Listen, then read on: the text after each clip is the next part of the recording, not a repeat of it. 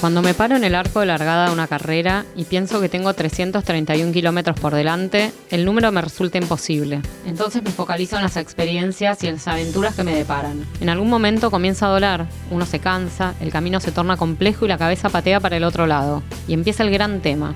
Me quedan 250 kilómetros, me quedan 200 kilómetros. ¿Cómo voy a correr 200 kilómetros más si ahora estoy hecha bolsa? No puedo correr 200 kilómetros más, pero un kilómetro más. ¿Pero un kilómetro más? Sí, puedo. Siempre podemos correr 1 kilómetro más. Y así, de a 1 kilómetro por vez, nos encontramos de pronto con que cubrimos esos 200 kilómetros que se nos hacían imposibles. La vida es igual. ¿Cuántas veces nos encontramos con que algo nos resulta imposible? Con una situación que no sabemos cómo encarar, que creemos que no vamos a poder superar. ¿Cuántas veces sentimos que no damos más, que no estamos listos para este desafío, que el problema es demasiado grande? Cada vez que esto ocurre, debemos dividir el problema en sus distintos componentes, abordarlo de a pasos más pequeños, ir por partes. ¿Puedo enfrentar este problema en particular el día de hoy? Hoy sí. Y si hoy resulta difícil, a lo largo de esta hora. Y si esta hora se hace eterna, a lo largo de este minuto. Y el que sigue. Y de pronto pude con los minutos, con las horas y con los días. 1 kilómetro más, como las palabras que tengo tatuadas en mi muñeca derecha. Esas palabras que me obligo a mirar cuando creo que no puedo más. Entonces puedo. Así, de a poquito, como cuando corremos. 1 kilómetro más. 1 kilómetro más es una forma de vida. Bueno, soy Sofi, me cuesta seguir instrucciones, pero acá estoy con mi amigo García, que es, también se podría llamar uno de mis amigos Cubo, que es un gran y conocido cineasta, da clases de cine, crítico de cine, bueno, experto en cine, series y devenido un experto runner. ¿Cómo es eso, García? Sí, bueno, yo tengo un pasado de diseñador de imagen y sonido, si existe tal cosa, y obviamente crítico de cine y profesor de cine. Sigo siéndolo, por supuesto, pero en el año 2008 empecé a correr, así que mi biografía dice primero maratonista y después todo lo demás.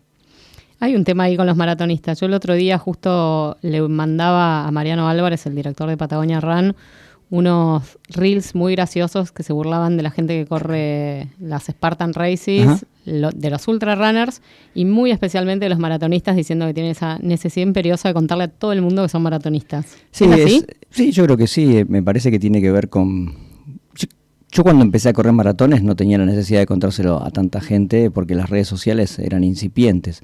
Así que no conozco la época en que no había redes sociales para contarle a todo el mundo que uno es maratonista. Pero como toda experiencia que ocupa nuestra cabeza, uno la comparte. Muchas veces la gente comparte historias de sus hijos, del trabajo, del auto, del mantenimiento del auto, de la casa, de la heladera que se rompió, y si eso te ocupa tu cabeza es de lo que hablas todo el día. Los maratonistas tenemos una ocupación 100% de lo que son los 42 kilómetros, 195 metros, y naturalmente se apodera de nuestra cabeza. Por supuesto que yo lo que hice fue tener la solución ingeniosa de trabajar, de hablar de maratones, con lo cual no parece que estoy hablando todo el tiempo de maratones, sino es por una cuestión laboral, de difusión y de motivación a otros. Claro, a mí me obliga a la gente a hablar de maratones, si yo por mí fuera... Yo quiero saber cómo era tu vida, o sea, yo sé cómo era tu vida previo a correr. Yo no quiero saber cómo era mi vida. En tu primer libro contás cómo era tu vida antes de correr, pero lo contás como por encima. A mí me gustaría ahondar un poco en eso. ¿Quién era Santiago García previo al 2008? ¿Quién era Santiago García, tiremos así, en el 2004? Sí, viste que hay una cosa muy buena en el 2004. Puntualmente en el 2004 preferiría no recordarlo, pero... ¿Por qué? Ahora me encantó, vamos al 2004. No, bueno, viste que ahora todo está diagnosticado, ¿entendés? Y uno dice, bueno, uno está en tal espectro, en tal situación, tiene 1 millón de matices para expresar qué clase de trastorno de personalidad tiene. En aquel momento básicamente eras un chiflado y nada más, y te movías como podías. Soy una persona antisocial, y no antisocial como una cuestión de principios, antisocial porque se me dio así. Tampoco, viste, la gente que te dice, ay, soy antisocial y se piensa que es superior por eso. No, yo me considero un joven mano de tijera. Hoy escuchaba... Absoluto, no lo elijo, es lo que a mí me pasaba. Y antes del running era eso, ir al cine solo y mirar películas. Hoy escuchaba justamente en un podcast de Andrew Huberman que hay estudios que demuestran que la gente cree que los cínicos son más inteligentes, aunque no lo son. Bueno, yo quisiera creer que no soy un cínico, No sé si soy más inteligente, pero a mí el cinismo no me gusta. Yo realmente creo que una de las cosas por las que uno también se aísla es porque uno cree mucho en las cosas y enfrentarse a la desilusión y al rechazo es muy grande. Entonces, yo creo en las cosas. Cuando yo hablo de cine, lo hago con una convicción absoluta. Cuando yo hablo de running, lo hago desde el amor más sincero y completo. Pero bueno, lo de solitario son cosas que se dan. De chiquito uno es así y bueno, antes del running era difícil socializar. Por supuesto hice una carrera en la UBA completa, con lo cual estaba con otras personas. Pero dentro... Porque no te quedaba otra. Pero se daba, o sea, uno formó parte de diferentes grupos con diferentes niveles de alegría. Pero bueno, en general la tendencia era... Hay personas a las que les gusta estar solos y les sirve estar solos y les funciona estar solos. Por eso maratonista también me parece que es una cosa a la que psicológicamente estoy más preparado, porque si a mí me soltás, viste que la gente te dice, yo he acompañado, la gente te dice, voy a acompañar a tal en el maratón, voy a acompañar a tal en el maratón. Yo quiero explicar una cosa, yo corrí 39 maratones, nunca nadie me acompañó en ningún maratón, ni le pedí a nadie que me acompañe en ningún maratón, y si alguna vez corrí al lado de alguien fue no planificado. No, a mí me daría miedo estar asistiéndote o acompañándote en el maratón y hacer algo mal. No, no es tan grave, no es tan grave. Vos decís eso, pero no conocés tus caras. Bueno, las caras son otra cosa, pero no, a mí me parece que la parte solitaria de poder convivir con el cerebro de uno y el pensamiento de uno, eso sí, uno lo ha adquirido con los años y si uno es crítico de cine también. La experiencia solitaria de ir al cine y ver una película, pensarla, analizarla, estudiarla. Esa cosa maniática me ha servido mucho para el maratón. Bueno, tenemos The Loneliness of the Long Distance Runner. Sí, claro, tanto el libro como la película. Visité la tumba del autor en Londres. No sé por qué solamente fui allá. Estaba la de Marx al lado y yo pasé de largo como si nada. Nada, y sí, la película también, y hay muchas películas que también han buscado eso. Hay una cosa que, esto sí es primicia para vos. No soporto la mezcla de cine y running en mi vida. Si me decís, che, vamos a un festival de cine y running, ni loco. Yo estoy medio con vos. Son muy pocas las películas o las historias de runners que me pegan, tengo que decir la verdad. No me interesan. O sea, si viene, por supuesto que cuando aparece algo de running me conecto y todo, pero el concepto de mezclar las dos áreas como si fuera natural no me parece natural. Por supuesto que hay momentos de películas que te pegan muy fuerte y uno las entiende, pero yo las entiendo más allá del running y entonces cuando me dicen, vos que te gusta el running tenés que ver esta película, no, la verdad que no. Prefiero leer historias más que ver una película, tal vez porque son dos cosas que amo y no las quisiera mezclar. Obviamente que entiendo Carrozas de Fuego o Forrest Gump, las entiendo en sus momentos en los que saben captar algo de lo que uno siente cuando corre, pero no la historia completa de un corredor, sino esos momentos en los que uno capta eso, que muchas veces también uno lo puede ver en una película de Misión Imposible, cuando Tom Cruise sale corriendo, yo siento, ahí sí dice, sí, corre por todos lados.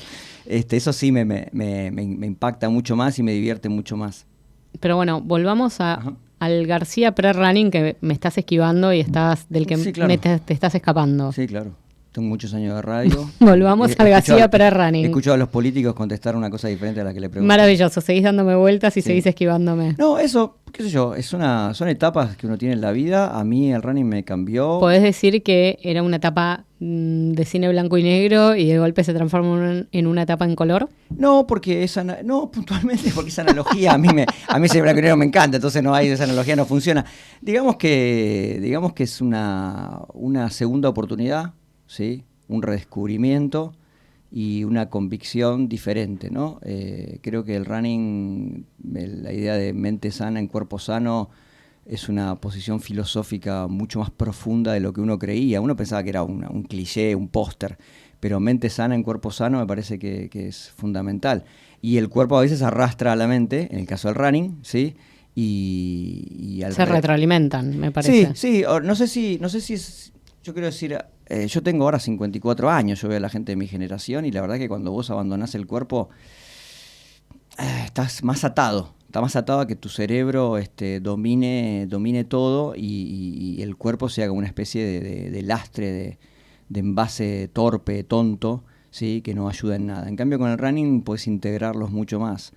Así que en lo previo me faltaba esa, la parte física. A mí el deporte me gustaba, tendía a no practicarlo, pero el running me me liberó de eso y me permitió empezar de nuevo, ¿no? Contanos un poco cómo fue tu iniciación al running. La iniciación al running fue muy lineal en la última parte y completamente caótica al comienzo. Practicaba deportes varios en mi adolescencia, ninguno me salía muy bien, no tenía muchas habilidades, pero practiqué varios, me divertí, formé parte de equipos. Era una persona solitaria, pero no era un paria, digamos, ¿no? O sea, entraba en equipos, participaba de equipos, jugaba, iba a una fiesta acá, una fiesta allá, lo mínimo indispensable, pero de día formaba parte de grupos, no estaba aislado.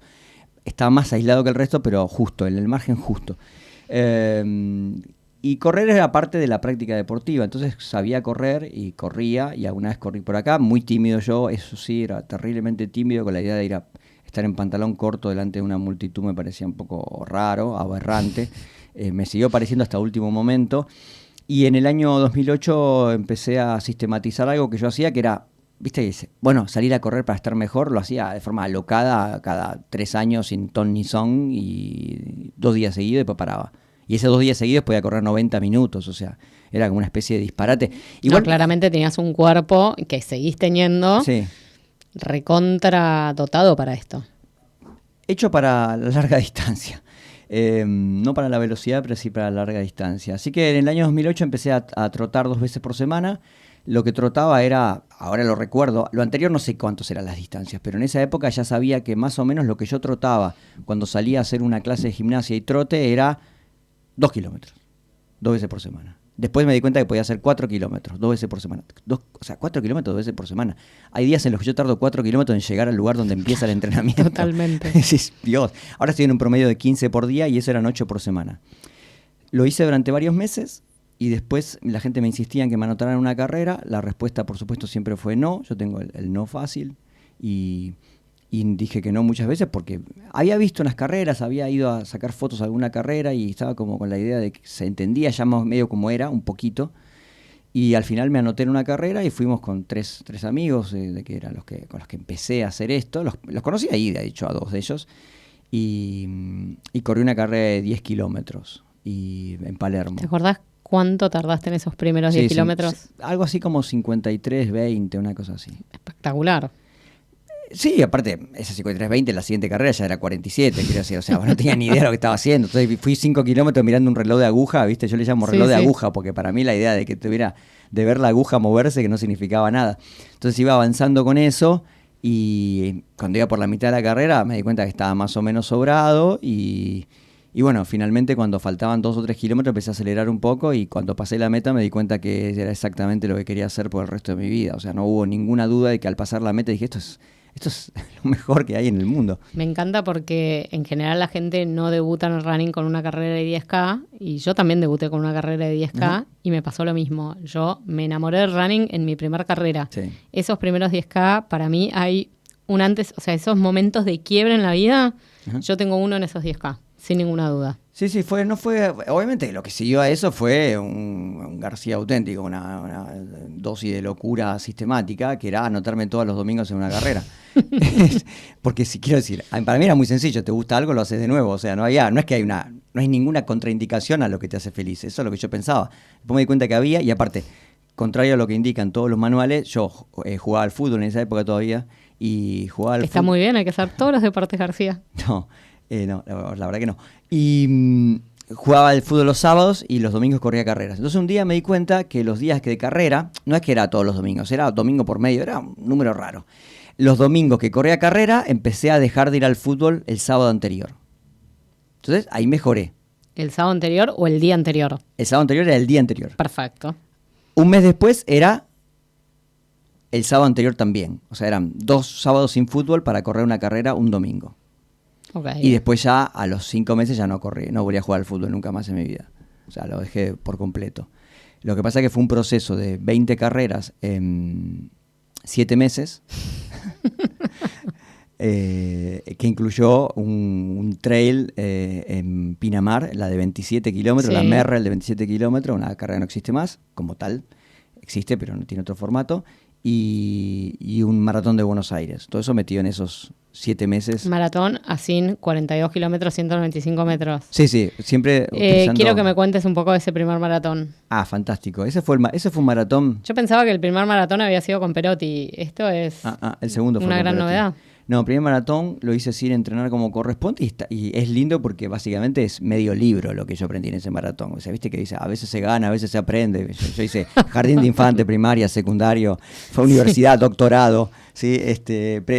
No sé, todo hice todo, posgrado. Yo tengo un cuento de un maratón de un organizador de carreras muy conocido que me contaba que su primer maratón no tenía idea de lo que era un maratón y se mandó a correr. Claro, no tenía geles, no tenía nada, y para cuando llegaba a los puestos, la gente había arrasado con los puestos. Entonces se ponía a comer las cáscaras de naranja del piso. Sí, bueno, yo trato de mantener cierta hidalguía en ese aspecto. Tampoco iba tan atrás. Había gente atrás. Sí, corrí el primer maratón y tenía, bueno, básicamente, no tenía los fondos. El fondo más largo que había hecho era aproximadamente de 23 kilómetros. Lo que no es el fin del mundo. O sea, claramente estaba corto para maratón. Tenía que haber llegado por lo menos a 28-30 para hacer un maratón mediocre.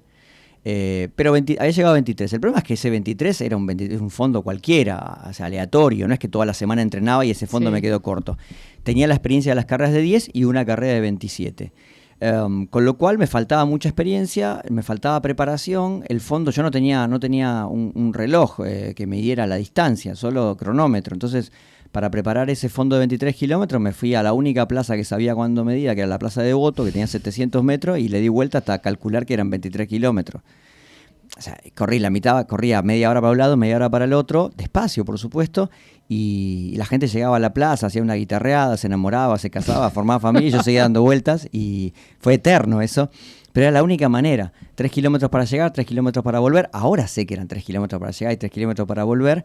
Así que tal vez hayan sido, no se han sido 23 kilómetros, tal vez hayan sido 25. 29. O tal vez no, capaz que ahora ya ni me acuerdo si incluí eso en el... Pero bueno, ese fue el fondo. Yo medía las distancias con una aplicación de computadora que se llamaba Cómo Viajo. Claro, eso después yo lo hice. Y la medía a pie y decía, bueno, más o menos corrí esto. Claro, eso después yo lo hice. Estamos hablando del año 2009. Las carreras de 10 me iba bien, las tenía más o menos dominadas, terminé ese año con una tiempo. Y bueno, pues llegué al maratón sin eso. No sabía lo que era un gel, por supuesto, no tenía idea lo que era un gel. No sabía ninguna estrategia, no sabía lo que era el muro, no sabía nada. No sabía que había que ponerse vaselina. Me imagino que con el muro te encontraste... con el muro me encontré, sí, de palomita me tiré. Ahí lo debes haber conocido a fondo. Sí, aparte lo gracioso es que, viste... Encuentro íntimo con el muro. Los últimos 2 maratones que corrí, el 38 y el 39, el muro, ni pensaba en el muro ya, ¿viste? Y hay carreras en las que ya te das cuenta que no pasa nada. Y ahí corrí, aparte salí rápido. Ni siquiera fue que decís, bueno, hice todo mal, pero no tenía la guía de nadie. En internet miraba cosas, porque en el año 2009 todavía era bastante precario, incluso la mala información era precaria, había poca información. Leía la revista Runner's World, pero era todo muy confuso. Sin una guía específica es muy confuso y todo es contradictorio a la larga. Así que largué rápido, largué como para hacer una carrera mucho más rápida de la que iba a hacer. Entonces ya ahí ya estaba, ahora yo sé que ya estaba arruinada la carrera, en el kilómetro 5 estaba condenado al desastre. Igual me emocioné todo, llegué hasta el Riachuelo. En Riachuelo me acordé de mi infancia, de mi papá haciéndome cruzar en bote por el Riachuelo, cosa que yo lo tengo idealizado como que lo hacíamos siempre, una vez lo debo haber hecho, pero bueno, y me emocioné hasta las lágrimas y me divertía y no sé qué, pero claro, cuando llegué al 21 estaba bien, pero ya había agotado todo lo que tenía y no sabía que había agotado todo. Entonces cuando empecé a acercarme a la zona del 28, 29, ahí ya me sentía mucho más cansado, iba muy despacio, tenía un cronómetro, no un reloj con GPS, y ya después empezó. En el 30 te daban geles. Obviamente que agarré el gel. No probé nada nuevo, que no voy a probar nada nuevo. Dame un gel, dame una pata de pollo, una ensalada rusa.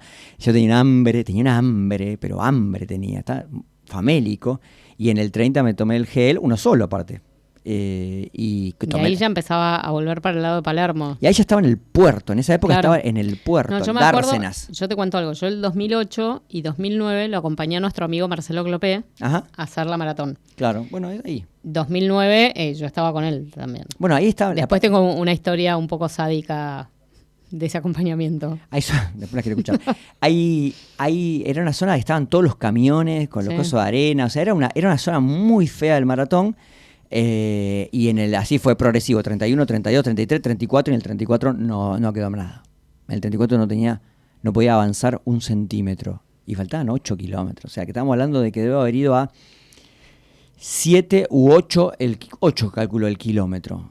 Durante los últimos 8 kilómetros, ¿sí? Es decir, trote-caminata. Trote-caminata te da 8 el kilómetro, 9, depende. Aparte no volvía derecho, daba una vueltita por adentro del lago. Eso para mí era tremendo también. Sí, ahí ya está confusa esa parte. Yo tengo el recuerdo del 34, una foto que me sacaron por ahí, y que me la atesoro porque era una foto hermosa, porque me gustó que hubiera un registro de ese momento de sufrimiento. El año pasado corrí de nuevo el Maratón de Buenos Aires por cuarta vez y usé la misma remera, me resultó súper emocionante y parecía otra persona, parecía. Y después sí, recuerdo los últimos 600 metros, me recuerdo que obviamente como yo pasé a caminata, trote, caminata, me pasó toda la gente.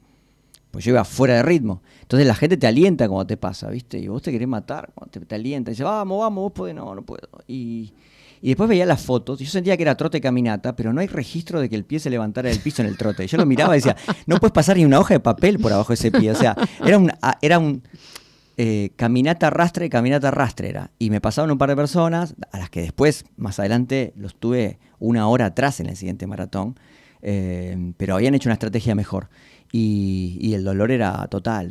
Aparte yo no entendía nada, era un millón de errores todos juntos. Y eso a mí me terminó sirviendo porque lo convertí en una cantidad de enseñanzas que, gracias a Dios, nunca más tuve que aprender. O sea, aprendí todo junto. Todos los errores graves los aprendí todos en el primer maratón. Si hubiera empezado con un entrenador, hubiera corrido mucho mejor, hubiera tenido un final mucho más alegre. El final fue alegre, pero no hubiera aprendido tanto y tal vez hubiera aguantado un poco más la irresponsabilidad. Ahí me bajó un poco, el 50% de la irresponsabilidad me bajó ahí. Los últimos 500 metros me esperaban estos amigos con los que había empezado a correr. Alguien me pasó un teléfono para saludar a alguien. Me pasas un teléfono ahora en un maratón, te lo escupo. Sí, no, lo revoleas. Y me fui arrastrando, hice un trote al final y terminé en 4 horas 47, que es un ritmo... nunca más voy a hacer eso hasta que tenga 80 años, calculo, o 70, o 65. Pero lloré, no me podía mover y me paspé como nunca en mi vida y era una cosa de locos. Pero bueno, lo aprendí todo, me di cuenta, y como te dije, el 50% de mi responsabilidad la erradiqué ahí. El otro 50%. ¿Dónde está? Hice el cruce de los Andes. Claro, ahí. Hice el cruce de los Andes sin preparación tampoco. Sí, que aparte fue ese año maravilloso que diluvió sin parar. Fue el peor cruce de los Andes de la historia. De hecho, si entras a la web de la carrera, no ponen ni fotos de ese cruce, ni los ganadores de ese cruce, ni nada de ese cruce porque quieren que haya desaparecido. Y nosotros lo elogiamos y lo vivimos, yo lo vivo como una historia feliz. Para mí feliz. Fue el mejor cruce de toda la historia. Pero ese cruce me cambió la vida. Y yo me acuerdo, y yo contaba, claro, yo cuento anécdotas. Te voy a explicar algo. Las únicas carreras que vale la pena contar de punta a punta son en las que salió todo mal. Y esas son las que... Es así. Hay como... En general las otras son anécdotas muy cortas. El cruce ese... Claro, yo contaba anécdotas del cruce y después, claro, yo las quería compartir con Tagle. Y Tagle me decía, no, gracias. Lo que Tagle es el organizador. Y, o sea, yo comía un churrasco de parado bajo la lluvia en el segundo campamento. Y eso era un momento más feliz de mi vida. Y para Tagle era un fracaso que uno comiera un churrasco de parado. No, ¿sí? Con la mano, porque no con había la mano, nada. ¿No? Yo te voy a contar algo. Nosotros... quedamos con Perotti, que es nuestro entrenador, porque después... Yo los veía. Después se hizo la luz y llegó Perotti a tu vida. En ese momento no era tu entrenador, pero sí era el mío. El tema fue así. En el segundo campamento, el Cruce de los Andes es una carrera en 3 etapas con 2 campamentos en el medio. Primer campamento fue en la casa de Carl Luis Divino, todo espectacular. Diluviaba, lo cual en el fondo era una mierda. En esa época en el cruce vos tenías que llevarte tu carpa y armarla vos. Dios. Armar una carpa bajo un diluvio universal es complejo, pero bueno, dormíamos arriba de una cancha de polo, medio que no nos podíamos quejar. Ahí estuvo bien. Día 2, empezamos a llegar, que aparte, el día 2 era una bajada por un barrial que era imposible, todo era tremendo, y llegabas al campamento y no estaban los contenedores que tenían tus cosas, porque se había caído un puente por la lluvia y los camiones no habían podido pasar. Resulta que habían quedado, entonces la gente llegaba... toda ensopada. A la nada. Y no, a la nada, y no tenías dónde cambiarte, no tenías nada, entonces te empezaba a dar frío, había un montón de comida, pero no había con qué comer. Entonces la gente ya empezaba a manotear los fideos con la mano, el pedazo de pollo con la mano, que el pedazo de pollo con la mano está bien, pero el fideo con la mano era más complejo. Era más difícil. Bueno, resulta que empezaron a caer, después de muchas horas, que la gente ya había llegado, estaba mojada, estaba enojada, empiezan a caer camioncitos y UMOC del ejército, qué sé yo qué, a llevarse los corredores a otro campamento que habían improvisado, donde sí estaban las cosas. Pero en el medio habían quedado los contenedores de 13, ni siquiera 13 equipos, de 6 equipos o 7 equipos. Entonces quedamos 13 personas en el campamento original. ¿Por qué 13 personas? Porque el compañero de nuestro entrenador, Perotti, se fue al otro campamento, a pesar de que sus cosas estaban en el nuestro, pues estaba la novia en el otro campamento. Cosas que pasan. Cuestión, quedamos esos 13 corredores totalmente abandonados, sin saber si la carrera seguía, si no seguía. Creíamos que se suspendía, la gente se iba muy enojada. Había gente muy desubicada que se ponía violenta con los trabajadores del club de corredores que no tenían nada que ver. Una tontería. Fue una locura. Sí, yo estaba feliz. Bueno, y yo quedé en el campamento original y armamos las 6 carpitas bajo la carpa de la comida. Entonces éramos 13 personas con comida para 1000. Cuestión, ahí quedamos. Fue tremendo. Y recién a la mañana siguiente nos vinieron a buscar para avisarnos que la carrera seguía. Era un caos. Ahí el tema era que teníamos que ir caminando 7 kilómetros hasta el otro campamento. Y Perotti, pobre, agarró y decía, lleven a las chicas en camioncito, porque están peleando el primer puesto. Uh-huh. Y no, nos hicieron ir caminando bajo la lluvia y el barro. Y ganaron. Sí. Pero bueno, fue toda una experiencia. No, yo recuerdo la imagen. Era el primer cruce de los Andes de mi compañera, de Adri Santi, que es una diosa. Y el primero es mío. ¿Vos te das cuenta que estaba cambiando nuestras vidas en ese momento? ¿Cómo no vamos a estar contentos? Yo estaba contento. Bueno, pero Adri Santi fue campeona sudamericana de 400 y 800 metros. Es una atleta de verdad, de pista. Tiene una dama. Una dama, total. No es como yo. Una lady, total. Tiene, aparte, un estilo de correr que la mirás y es la elegancia pura, que no lo tenés ni vos ni lo tengo yo. No, gracias a Dios, yo nací más tiribilín. Cuestión, Adri, es más, la convenzo de que venga al cruce y me puteaba y me decía, Blondi, yo le digo Blondi y ella me decía, Mini, yo vine acá porque veía fotos de ustedes tomando sol en el lago. ¿Dónde me trajiste? Y sí, era toda una mierda. No hubo peor cruce que ese, de los que yo hice 6, no hubo peor. Pero sí, yo recuerdo la imagen de el churrasco en la mano, bajo una lluvia torrencial, diciéndole a mi compañero, el año que viene volvemos. Sí, fue. Y el año que viene, obviamente volví, pero volví con Perotti. Lo que pasó ahí fue eso, fue un caos. Yo el primer día, bajamos una bajada muy larga. El segundo día, una bajada muy larga. Sí, y era todo un barrial. Sí, llegué, y cuando llegué, paramos para hacer pis, ¿sí? Después de la bajada, la primera vez que paramos, y cuando hago eso, yo tenía en ese momento problemas en la rodilla, porque claro, era todo tan caótico mi aprendizaje, que la rodilla no estaba adaptada. Era virgen, no tenía estaba idea. Adaptada, no tenía los músculos, y se me empezó a hinchar la rodilla, y me agarró un dolor intenso, y me bajó la presión, y tuve una lipotimia. Y me levanté. No paraba de triunfar el tipo. Pasaron 35 corredores y cada uno de los 35 corredores me dio lo que consideraba que yo necesitaba en ese momento. O sea, me automediqué, nivel sobredosis. Sobredosis que incluía una gomita, un chocolate o un medicamento para elefantes. Yo tengo que decir que en defensa de esos corredores yo hago lo mismo. A mí me pasó que un par de meses después de eso, por ejemplo, en la primera edición de Patagonia Run. Ajá.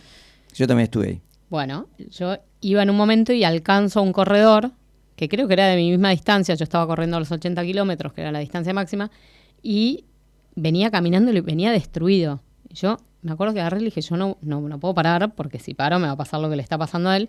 Y agarré y dije, trata de trotar, trata de mantenerte en movimiento. ¿No tenés un antiinflamatorio? No, me dice. Yo, bueno, pedí mi bolso, que es tal, en el siguiente puesto, que estaban nuestros bolsos, y sacate un antiinflamatorio. Y llegué al puesto y avisé, va a venir un corredor, denle mi bolso. Y sí, uno trata de ayudar con lo que crees que le va a servir. Sí, pues igual firmamos papeles, no importa.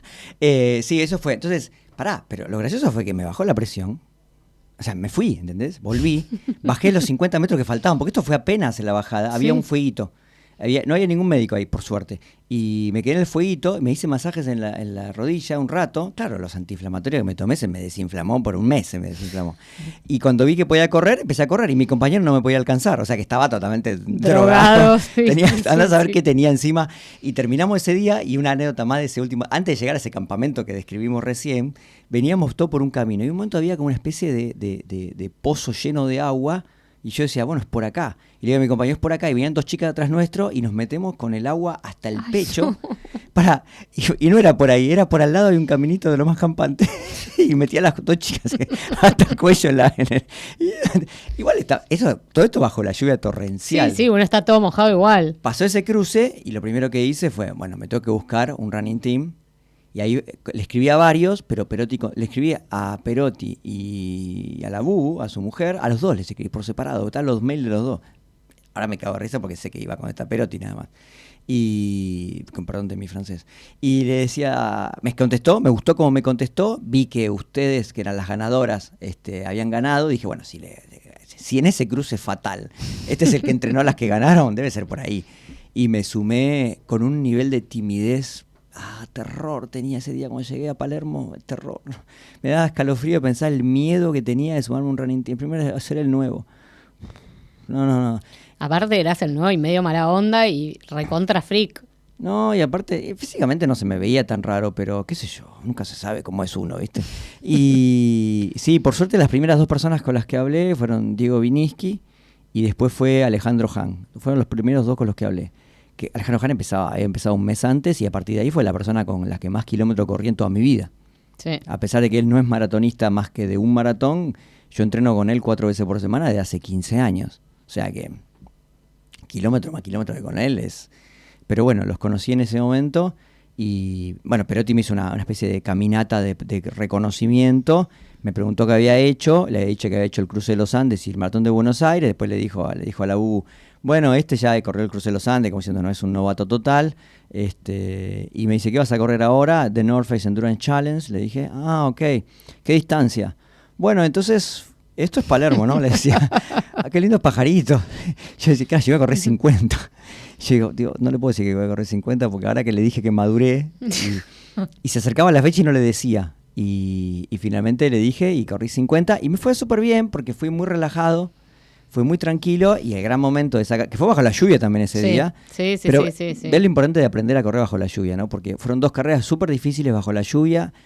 Hace 10 días corrí en Medellín, hace 9 días corrí en Medellín bajo la lluvia y había gente asustada en la largada por la lluvia. Totalmente, porque no tienen experiencia, porque no saben qué hacer y bueno, y en esa North Face... Por eso también es tan importante esto de entrenar bajo la lluvia igual. Porque entrenar como la carrera, a ver, te tocan 40 grados de calor en la carrera, vos tenés que saber cómo reacciona tu cuerpo a los 40 grados de calor. Exacto. Te tocan menos 10 grados, también tenés que saber cómo es tu cuerpo, cómo sentís las manos, cómo todo. Exacto. Y ahí fue donde terminó, yo creo que terminó la primera etapa. Corro 50, te hago una cámara de aventura, cámara de foto de aventura, me saqué una foto, algunas quedaron lindas, pero relajado, súper abrigado. La época en que me pertrechaba como para ir a la guerra y era exagerado, ahora ya no lo uso más. Y cuando falta 1 kilómetro, siento unos pasos veloces viniendo de atrás mío y... era Sofi Cantilo. Ay, me está jodiendo. Y llegó Sofi Cantilo, que para mí Sofi Cantilo era una leyenda, la ganadora del Cruce de los Andes. Bien, y me pasó como poste caído. Yo pensaba que iba a un ritmo normal. Claramente no iba a un ritmo del de ella. Ella hacía 80 y pasó ¡pum! Llegué, oh my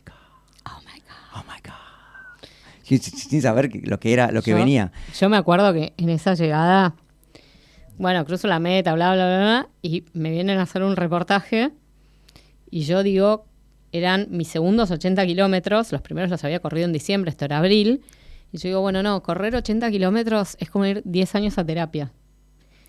Y yo, cuando después vi ese reportaje, la cara de loca enajenada, y aparte toda embarrada que tengo, tipo, por Dios, no, barro había ese día. No vayan a correr 80 kilómetros, salvo que quieran ir a internarse directo, no.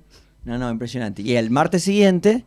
en el entrenamiento, diciendo, bueno, los que corrieron en el North Face hagan regenerativo. Entonces hicimos 2 vueltas caminando con Sofi Cantilo. Eso me reacuerdo. Y por primera vez hablamos, y para mí era mi ídola, como lo sigue siendo, de hecho, y nada, y ahí nos conocimos. Y ahí yo creo que ahí cierra la primera etapa, porque hago mi primer regenerativo, Dios, después de una carrera, termino de incorporarme al grupo, conozco a Sofi Cantilo, que fue la persona por la que yo me sumo a Correr Ayuda, y ahí ya empiezo a acomodar mi calendario a partir de las indicaciones de Perotti, porque estamos hablando de marzo, abril fue esto. Sí, abril. Y yo he empezado a correr, abril, pues yo empecé en marzo en Perotti. Entonces, en ese abril, cuando había pasado 11 meses de haber empezado a correr carreras, fue que terminó esa etapa. La luz. Ahí terminó esa etapa, digamos, y ahí me acomodé mucho, y bueno, después el resto es historia para mí grande, ¿no? Pero ahí cerró la primera etapa. ¿Y qué es lo que considerás que más aportó el running a tu vida? Bueno, es primero la capacidad de ocuparme más de mí que de gente que no se ocupa de mí. Aprendí a valorarme un poco más, creo, por el tema del running. ¿Por qué? Y porque yo era muy obediente a los designios del exterior en base a prácticamente todo, y a partir del running decidí que tenía que tomar cosas para mí, decisiones para mí, aprender a decir que no a algunas cosas y decirle que sí a cosas que me hacían bien. Eso fue como muy rápido, eso fue en ese primer año, sobre todo cuando entré a Correr Ayuda, ahí fue el cambio, porque ahí yo tenía horarios fijos de entrenamiento, entonces ahí se acabó, nunca más faltó un entrenamiento. No, ya sé. Nunca más falta un entrenamiento. No, y una cosa que también me pasó fue que desde ese momento hasta el día de la fecha, la gente dice, bueno, ¿viste esos días en los que no querés salir a correr? No. No, pero a ver, yo tengo días que no quiero salir a correr. No. Salgo igual. Yo no tengo. No tengo días que no quiero salir a correr. Hubo días en los que uno sale y a los 3 kilómetros tiene que volver, porque está destruido por algún motivo, la panza, la cabeza, algo. A veces pasa eso, no se me aloquen. O cambias el horario, pero esta idea de, hoy no, tengo que salir a correr. ¿Nunca no tenés ganas? No. Me estás jodiendo. No, ¿cómo que tengo ganas? Bueno, pero entonces para vos correr es mucho más fácil que para mí, o que para cualquiera. Tal vez sí. Sí, por supuesto. Igual yo a mí me genera una cosa nueva, que es que yo empiezo a motivar a otras personas. Entonces yo tengo una responsabilidad también. Siento que hay gente que... yo voy a Nueva York, a Chicago, incluso en Utah, en Aruba, y la gente me dice en la largada, yo estoy acá por vos. Aparte de que es la cosa más hermosa que me hayan dicho jamás en la vida, que un ser humano me dice, empecé a correr por vos, pues yo digo, si a vos te cambió la vida como me la cambió a mí, Totalmente. Y es por mi culpa, eso me emociona profundamente. Entonces, pero también me genera una responsabilidad. Cuando yo salgo a la mañana, yo pienso en toda esa gente. Entonces, ¿sabes qué? A mí me pasa un montón también, pero a mí igual, hay un montón de veces, salgo igual, pero que no tengo ganas. Y sobre todo cuando tengo que hacer un entrenamiento, ponerle como el de hoy de pasadas. Obvio. Hoy, puntualmente, lo que me pasa es que como vengo de una lesión y vengo de un montón de cosas, realmente quería probar mi cuerpo y quería ver cómo me sentía, pero igual ya pensar que tengo que hacer pasadas me da fiaca. Y en un momento normal de mi vida, sí, hay un montón de veces que no quiero salir a entrenar, lo hago igual, y a veces siento que es también una responsabilidad contar que no siempre tenés ganas y que no siempre no sé qué. Y yo siento que la gente conmigo por ahí se identifica también por eso. Sí, yo siempre les doy consejos para motivarse, y también les aclaro que no me pasa. Porque una vez que vos yo siempre digo, una vez que vos erradicás de la ecuación la votación, si se sale o no se sale, es como diciendo, voy a dejar de respirar, voy a hacer huelga de hambre para siempre, o sea, no voy a comer más. O sea, para mí no es eso. Para mí nunca me pregunté, en realidad. Entonces, que tiene que ver con mi personalidad también, con mi personalidad maniática, por supuesto, pero a partir de eso yo sé que tengo una responsabilidad. Yo hace un año empecé a hacer unos reels que explotaron por todo el mundo. Cuando empecé, hacía los reels y los subía estando ahí en Palermo. Después me di cuenta que no tenía sentido, los podía subir después, o sea, andar editando, aparte estoy viejo, veo cada vez menos, o sea. Pero cuando llueve y el clima es imposible, yo lo edito en Palermo.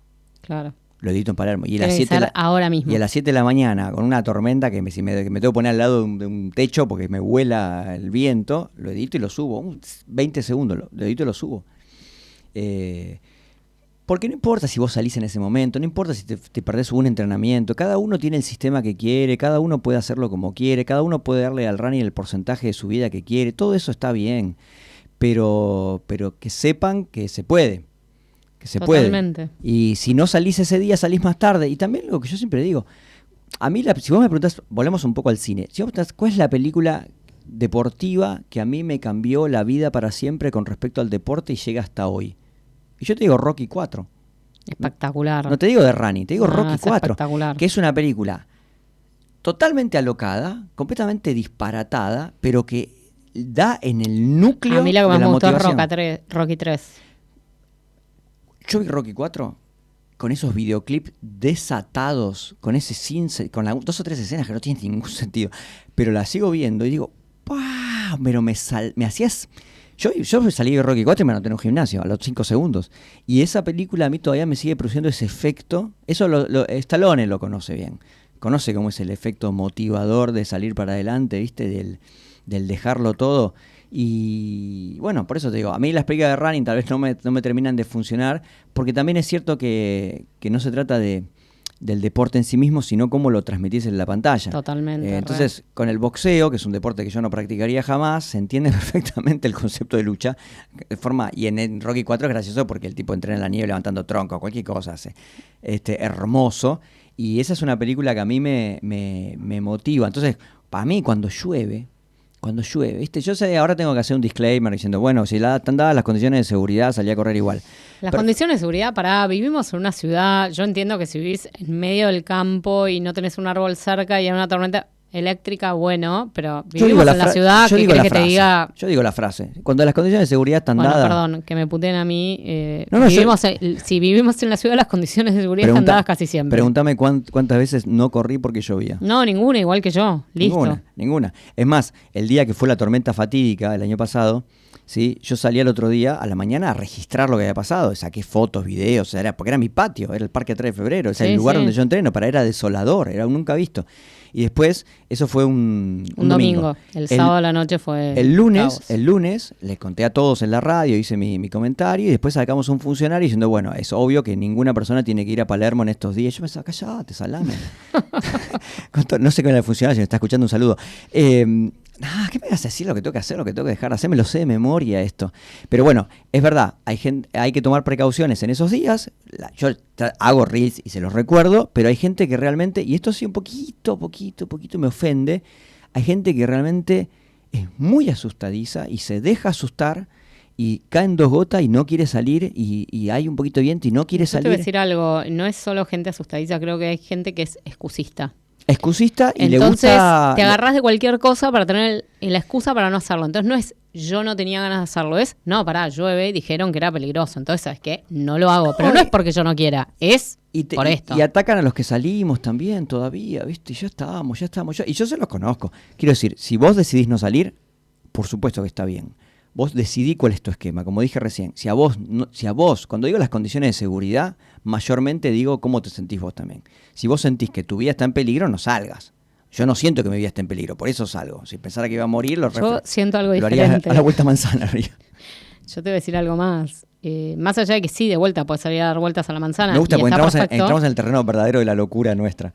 Yo te voy a decir algo. Yo prefiero morirme porque se me cayó un árbol en la cabeza en Palermo en medio de una tormenta que quedarme en mi casa y no vivir. ¿Qué crees que te diga? Bueno, sí, hay otra cosa que en la primera etapa, cuando yo escribí el primer libro y empecé a hacer radio, donde la gente todavía no estaba muy acostumbrada a esto, cuando se moría un corredor en una carrera, me llegaban docenas de mensajes. Ay, sí. Me decía, ¿viste que se murió un corredor en una carrera? Ay, sí, se murió una señora acá en la esquina, ¿qué crees que te diga? Y el tono, como diciendo, ¿viste que no era sano salir a correr porque se murió una persona en la carrera? Yo digo, mira, y yo trato de ser prudente, por supuesto que nunca es una alegría eso, y siempre mandamos las condolencias a los familiares, es triste, es bueno saber cómo está el cuerpo, un chequeo médico permite prevenir algunas cosas. Hay miles de carreras todos los días, no sé qué. Pero obviamente una persona se va a morir en alguna, pero porque la gente se muere. Pero punto. Me causa gracia porque la gente te dice, ¿viste que se murió ¿no tenés miedo de morirte en una carrera? Es mi sueño. Ojalá. Sí. Es mi sueño pasar la meta de un maratón, apagar el reloj y caer redondo cerca de una ambulancia para no generar mucho inconveniente, ¿sí? O morir 200 metros antes y que me levanten 6 amigos y me arrastren hasta la llegada y me apaguen el reloj ahí. Quiero decir, si las opciones son eso o cableado en un hospital durante meses, chicos, ¿es en serio? ¿Es en serio? No, sin ninguna duda. A nosotros nos pasó que en una de las carreras de 200 millas que yo hice, que me acompañó un grupo de amigos. 200 millas. Es otro, la es otro primer level. noche. Otro level de locura. Level. La primera noche hubo una tormenta tremenda. Lo loco y lo fuerte era que estábamos en el filo de una montaña. Me estaba acompañando Dirán en ese momento. Ajá. Y se caían los rayos a los costados, medio como sobre el agua. Y primero se apagaba todo. Venía un ruido, pero ensordecedor, porque imagínate lo que retumbaba. Y después se iluminaba todo y veías como todos los senderos un segundo. Y hubo muchos corredores que abandonaron por miedo. Porque le daban miedo los relámpagos, que sí, la verdad estaban cayendo por todos lados, qué sé yo, los rayos caían. Y mi pensamiento era, tenemos que apurarnos y no tenemos que pararnos cerca de un arbolito. Porque en otro momento empieza a granizar y ahí... Me acuerdo perfecto que Dirán me dice, está granizando. Y yo lo miro y le digo, no, mientras me tapaba la cabeza porque me caían unas pelotas del tamaño de pelotas de golf arriba de la cabeza y me hacían mierda. Me dice, ¿cómo que no? Mirá. Y yo era, no entendés, te digo que no porque necesito que sea no. Me dice, vamos abajo de un árbol. Y yo miraba los rayos a los costados y decía, abajo del árbol no. Hay que ir lo más rápido que podamos, bajar de acá y punto. Y listo, una vez que bajás la tormenta es diferente. No, vos tuviste en carreras que hubo que hacer cambios, y hay carreras peligrosas, y hay carreras en las que se cometen errores, pero en general... No, y en general también uno tiene que tener determinada responsabilidad y uno también tiene que saber y tiene que ocuparse de informarse, de tomar conocimientos, de educarse y de hacer... Por supuesto. No, es de poder rescatarse. Yo estoy a favor de que cada persona decida cómo quiere vivir y cómo quiere morir. Pero también es cierto que en general la gente exagera mucho, se deja asustar, y la gente que se deja asustar, y esto es lo que a mí me preocupa, hace todo lo posible para asustar a los demás. Y esa gente yo la tengo súper anotada, la gente que te tira para abajo, no por una convicción, sino porque cree que con eso justifica sus actitudes.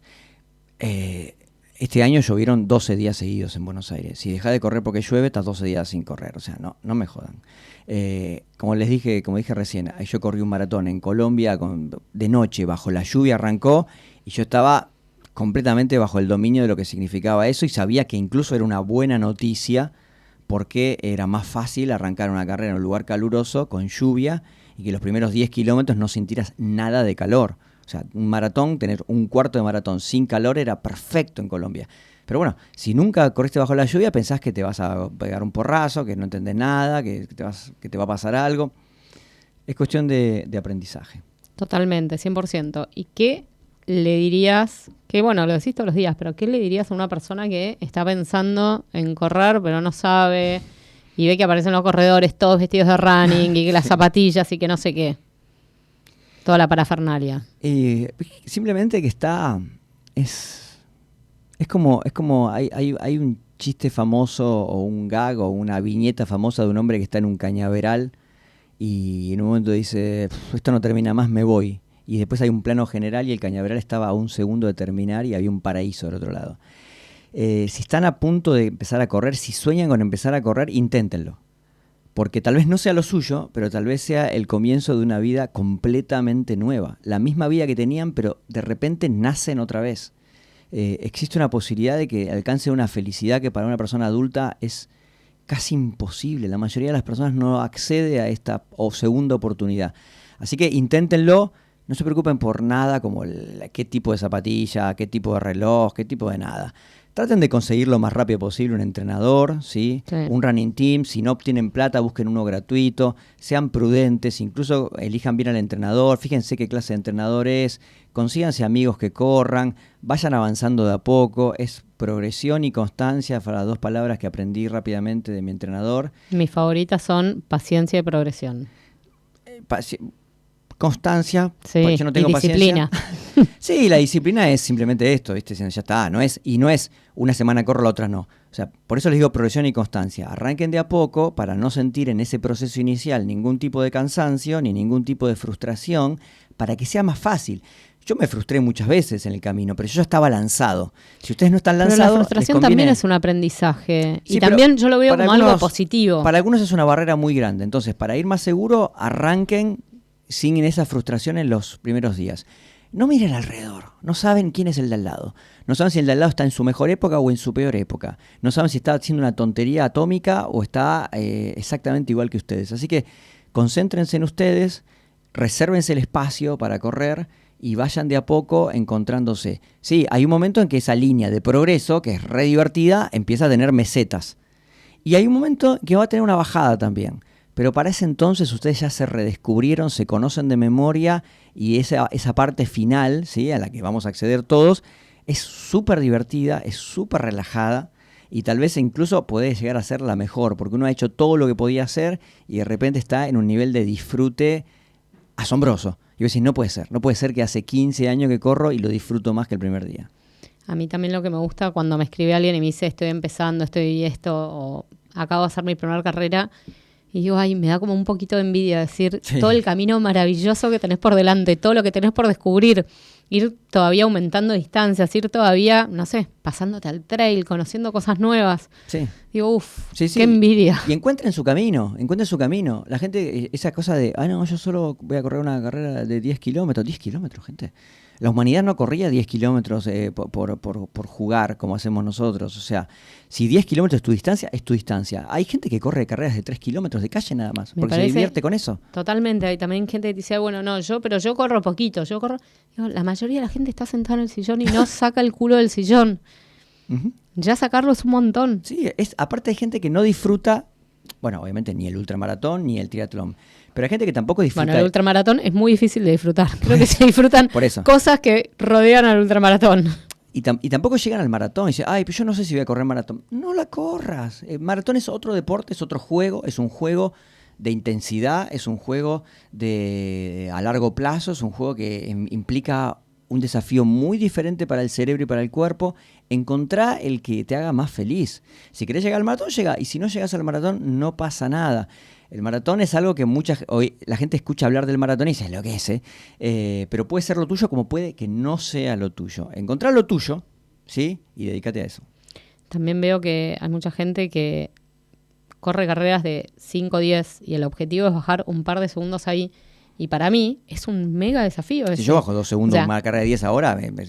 Yo no corro 10K desde el 2007, que dije nunca más en la vida. Esto es demasiado sufrimiento para mí.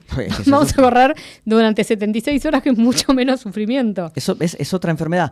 Pero es otro tipo de sufrimiento. Yo no quiero el sufrimiento de ir ahogada con el pulmón escupiéndolo. No, el otro día corrí una posta de 1000 metros y a los 120 metros me di cuenta que había equivocado la estrategia. Fue como si me metieran la cabeza dentro de un tacho de agua y dije, ya está, voy a morir acá.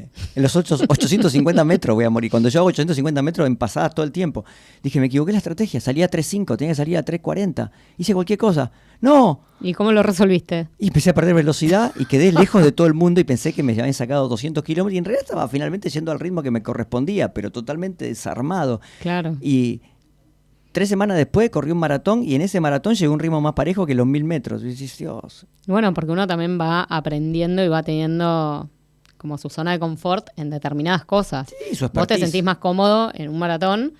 Y bueno, sí, a ver, deberíamos poder manejar los 1000 metros porque los corremos siempre, hacemos pasadas, hacemos trabajos de velocidad de esas distancias.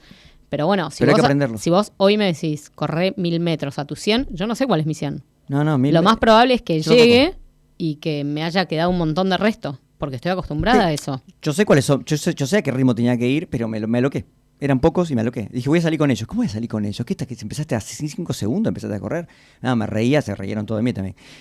Fue desopilante, porque como era pista de 400, yo, qué larga que es la pista de 400. Terminó la carrera. Tremenda, 2 vueltas y media. Terminó la carrera y me fui al Rosedal. Y en el Rosedal dice, esto es 4 veces más grande. ¿Qué estoy diciendo? O sea, las perspectivas habían cambiado. Pero ¿qué quiero decir? Cada distancia tiene su misterio, cada deporte tiene su misterio y dedicate a lo que te gusta o hacelos un poco de todo. Sabé que cuando te dedicas a uno, resignás la calidad de otro. Pero no te sientas obligado. Esta idea de obligarse a cada vez más distancia es un error que también tiene que ver con cómo la gente se expresa y cómo la gente habla y cómo hay más likes para una carrera más larga que para una carrera más corta. Eso yo también lo sé, pero fíjense en eso. Sí, pero a la vez, por ejemplo, a ver, hay menos carreras más largas. ¿Por qué? Porque se termina anotando menos gente, claro, hay un público menor. Se entrena durante más tiempo, todo lo que vos quieras. Pero disfruten de la carrera que les viene bien. La carrera que más crece en calle ahora es el medio maratón. El medio maratón es una distancia larga y corta a la vez, o sea, es una distancia larga, pero claro, yo te decía el medio maratón de Buenos Aires, cuando llegué al kilómetro 11 dije, papá, ya estamos, estoy volviendo a casa. En el maratón, estás en el kilómetro 28. Aparte el maratón es no parar nunca, No, totalmente. Ir para adelante y a un ritmo bueno. Bueno, ¿sí? te voy a hacer mi historia de maratón que acompañé a nuestro amigo. Okay. Estábamos también pasando el puerto y después que volvíamos, agarrábamos Sarmiento y él venía detonado a otro nivel. Y yo ya no tenía cómo alentarlo. No tenía cómo alentarlo porque era, sos mi ídolo, esta es tu segunda maratón de calle. Yo nunca hice una maratón de calle, no funcionaba, me miraba con cara de orto, ya paraba. No yo, posta, no tenía más nada, me paraba atrás, trataba de empujarlo. Sos lo más, sos el mejor, sos el uno. No había forma. Entonces de golpe me agarré y dije, gordo, móvete, me estás cagando el fondo. Y es al día de hoy que se lo acuerda. Yo estaba haciendo mi fondo para mis primeros 80 kilómetros. Era mi fondo más largo. Y posta, si él se paraba me cagaba el fondo. La cara de odio que me puso no tiene nombre, pero ¿sabes qué? Empezó a correr. Y sí. Es que no sabes dónde tocas el cerebro. Yo he acompañado a muchas personas. Y cuando te hablan, ¿viste? Vos decís, no me hables. Pero igual yo paso información. Este es el ritmo. Vamos lento, vamos al espacio. Sí, es muy lindo acompañar gente. A mí me pasa, yo no quiero información. Yo se las doy porque en la calle vos necesitas saber qué es lo que está pasando. Sobre todo si estás buscando tiempo. Si la carrera está arruinada, es simplemente vamos para adelante. Y en el caso de mi hermano, por ejemplo, el más chico, se va hacia la izquierda cuando corre. Entonces cuando está agotado se me va contra el guarray. Entonces me tengo que poner a la izquierda para empujarlo para que se enderece. Nosotros nos cruzamos una vez porque una ruta, íbamos con una amiga en nuestra primera misión, 160 kilómetros, veníamos de pasar toda la noche corriendo y a la madrugada estábamos por una ruta y nos íbamos quedando dormidas y nos caíamos hacia el lado de los autos. Entonces de golpe tuvimos como un dejo de lucidez y decir, no, vamos por el otro lado, pues si nos caemos, que nos caigamos para el otro lado, pero no donde vienen los autos. No, es increíble. A mí me pasa también en los maratones que hay veces que no puedes esquivar los conos. Digo, me estoy yendo contra los conos, loco. Tengo 4 metros de ancho y me estoy yendo contra los conos. O sea, despertate. Pero bueno, cuando llega el agotamiento físico y mental, el cerebro empieza a ser, en el maratón de calle es como un poco más repentino, porque vos estás como una intensidad muy alta, y cuando llega ese momento está buenísimo. O sea, a veces pasa, a veces no pasa, no sabes si va a pasar cuando arranca la carrera. O sea, lo que tiene el maratón es que realmente no tenés idea si te va a ir bien o mal, y cuando te va bien es una locura, y cuando te va mal y te das cuenta que ya te fue mal y falta, es el juego. Y decir, bueno, ahora no sé, ahora hay que terminar esto y que sea lo que Dios quiera. ¿Qué pensás de correr hasta alucinar? Yo no llegué a alucinar nunca porque no llego a la privación de sueño. Yo corrí, la única carrera 80 que corrí fue en Salta y salimos a las 4 de la mañana. Con lo cual creo que salimos a las 7 de la mañana, 4 de la mañana, no me acuerdo, tardé 10 horas y media. Entonces yo terminé a las 5 de la tarde. O sea, fue un día entero de despertado. O sea, no llegué a Sí, pero ¿qué pensás de ese concepto? Bienvenido sea. Bienvenido sea. No, bienvenido sea. A mí a mí me asusta lastimarme, pero alucinar, sí, alucino con que algún día alucinar. No creo ya a esta altura que vuelva a carreras de más de 50 o 70 kilómetros de montaña, no creo que vaya a pasar eso. Corrí muchas de 50 porque el entrenamiento de entre maratón y carrera de 50 se parece, si no es muy técnica. Entonces hice un poquito de eso, pero ahora pasé a correr muchos maratones de calle, entonces ahora creo que y lo que más lo que menos me gusta del trail, del ultra trail, es la idea de que depender de mi estómago. Claro. Eso no me gusta. Eso me daría mucha tristeza tener que abandonar por el estómago. En un maratón de calle existe la posibilidad de abandonar, pero es bastante más baja que en una ultra. En la ultra el nivel de abandono es mucho más grande y el estómago es muy traicionero, y cuando yo escucho esas historias me pongo mal en nombre de los que tuvieron que abandonar. Alguien venía corriendo bien, estaba bien, vos te ha pasado. Y de repente el estómago se da vuelta y se acabó. Sí, igual yo problemas estomacales la verdad es que no he tenido nunca en una carrera. Bien, perfecto. La única vez que tuve así muchos vómitos en carrera era que me había golpeado la cabeza. Dios. Tienes un derrame. No. Se me habían salido del lugar los otolitos y bueno, estaba como con un episodio de vértigo. Pero... Pero bueno, no, nunca tuve problemas estomacales. Por Dios, qué lindo poder hablar sin prudencia. Gente que se desmaya, se golpea la cabeza en la carrera, chicos. No hagan esto en sus casas. Y eso de hecho, háganlo fuera de sus casas. Fue espectacular porque el señor del puesto, o sea, yo venía hecha pelota, llego a un puesto y le digo al señor, de golpe como que me pongo a pensar, me quedaban 25 kilómetros de 160, o sea, realmente no era nada. Entonces Sí, lo no miro era al nada. señor y le digo, discúlpame, necesito saber si tengo otra subida más porque vengo muy mal y no puedo subir más. Me dice, no, es todo bajada. Y de golpe me pongo a pensar y digo, no, pero yo menos puedo bajar, o sea, no puedo correr. Entonces lo miro y digo, no, bueno, necesito que me vengan a buscar, y digo, yo abandono. Me mira y me dice, no, tenés que volver para atrás, no sé, 3 kilómetros, no sé qué, donde había una camioneta, que el protocolo de abandono. Era más difícil volver. Lo miro y le digo, no, yo realmente no me puedo mover, necesito que alguien me venga a buscar. Me mira y dice, no, porque el protocolo de abandono, y mientras él me hablaba del protocolo de abandono, yo, paradita como estaba, le empecé a vomitar todo el puesto, toda la mesa. Toma tu estúpido protocolo. Y me dice, uy, no, pero pará, ¿estás bien? Pará, que te traigo una silla. Le digo, no, estoy bien, no necesito. Y así le dije, no necesito, y me caí redonda. Se acabó. Me vinieron a buscar, por supuesto, o sea, estuvieron muy bien. Me terminaron sacando en ambulancia. Me daban bolsitas para vomitar en la ambulancia. En un momento había vomitado todas las bolsitas, me daban las bolsitas ya vomitadas. O sea, era un nivel de poca decencia. Que Esto solo es divertido para los que corren. Fue tremendo. Me parece Pero genial. el estómago siempre estuvo bien. Sí, el estómago estuvo... No entiendo lo del estómago estuvo bien y vomitar y llenar las bolsitas de vómito. Porque estaba con vértigo, era otro rollo. Ok, pero el vómito sale del estómago. Claro, pero bueno, cuando estás con una situación de mareo y de vértigo, es inevitable. Venía con náuseas hacía desde toda la noche. No, okay. Había sido un milagro llegar hasta ahí. No sé cómo aguanté eso.